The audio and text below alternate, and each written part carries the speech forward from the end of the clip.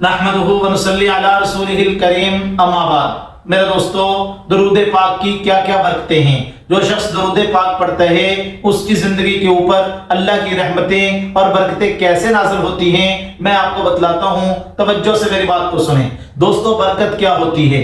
حضرت انس رضی اللہ تعالیٰ عنہ کہتے ہیں، ایک مرتبہ اللہ کے نبی علیہ السلام ہمارے گھر کے اندر تشریف لائے۔ میری والدہ نے کہا اللہ کے نبی علیہ السلام سے، یا رسول اللہ صلی اللہ علیہ وسلم، آپ ہمارے لیے دعا کریں۔ اللہ کے نبی علیہ السلام نے دعا فرمائی۔ اس کے بعد اللہ کے نبی علیہ السلام سے یہ بھی فرمایا کہ اے میرے پیارے محبوب صلی اللہ علیہ وسلم، انس کے لیے بھی دعا فرمائی۔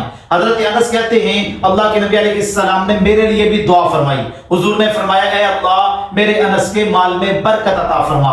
حضرت انس کہتے ہیں اللہ کے نبی علیہ السلام کی دعا کا نتیجہ تھا کہ تمام صحابہ کرام کے جو باغ تھے وہ سال میں ایک مرتبہ پھل دیتے تھے، لیکن جو میرا باغ تھا وہ سال میں 2 مرتبہ پھل دیتا تھا۔ یہ میرے نبی علیہ السلام کی دعا کی برکت کا نتیجہ تھا۔ اسی طرح حضرت ابو ہریرہ رضی اللہ تعالی عنہ کے بارے میں آتا ہے اللہ کے نبی علیہ السلام کے پاس ایک مرتبہ دودھ کا پیالہ آیا، اور اللہ کے نبی علیہ السلام کے جو طالب علم تھے، جو صحابہ تھے، جو حضور علیہ السلام سے علم حاصل کرتے تھے، جن کو اصحاب صفا کہتے ہیں، ان کی تعداد 70 تھی۔ حضرت ابو ہریرہ رضی اللہ تعالی عنہ فرماتے ہیں 70 کے 70 صحابہ نے اس دودھ کے پیالے کو پیا، لیکن وہ پیالے کے اندر دودھ پھر بھی باقی تھا۔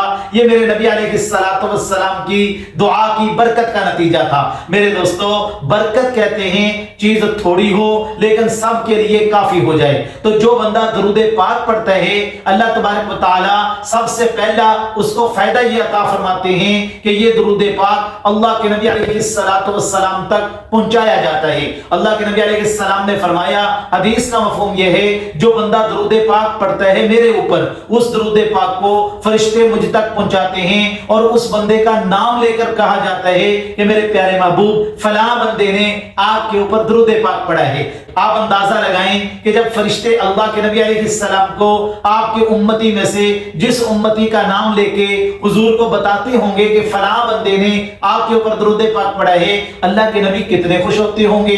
حضور علیہ السلام اس امتی کو کیا کیا دعائیں دیتے ہوں گے۔ اگر آپ بھی یہ چاہتے ہیں کہ اللہ کے نبی علیہ السلام آپ کے لیے بھی دعا فرمائیں، آپ کے عمل سے بھی میرے اور آپ کے پیارے محبوب صلی اللہ علیہ وسلم خوش ہو جائیں، تو پھر کثرت کے ساتھ اللہ کے نبی علیہ السلام پر درود پڑھنے کی عادت بنا لیں۔ دوسرا فائدہ انسان کو یہ ہوتا ہے اللہ پاک اس کی زندگی میں نور پیدا فرما دیتے ہیں، اس کی زندگی منور ہو جاتی ہے، اس کے اعمال بھی روشن ہو جاتے ہیں۔ اللہ اس کے اعمال کو بھی روشن کر دیتے ہیں، اس کی زندگی کو بھی روشن کر دیتے ہیں۔ ان کی زندگی سے اللہ پاک پریشانیوں کو ختم فرما دیتے ہیں جو لوگ درود پاک کثرت سے پڑھتے ہیں۔ اور تیسرا فائدہ یہ ہے اللہ تبارک و تعالی اس بندے کو مستجاب الدعوات بنا لیتے ہیں، یعنی جو بندہ درود پاک پڑھ کے اللہ سے جو بھی دعا مانگتا ہے اللہ اس کی دعا کو رد نہیں کرتے، اللہ اس کی دعا کو قبول فرماتے ہیں۔ اللہ تبارک و تعالی ہمیں کثرت کے ساتھ رسول اللہ صلی اللہ علیہ وسلم پر درود پاک پڑھنے کی توفیق عطا فرمائے۔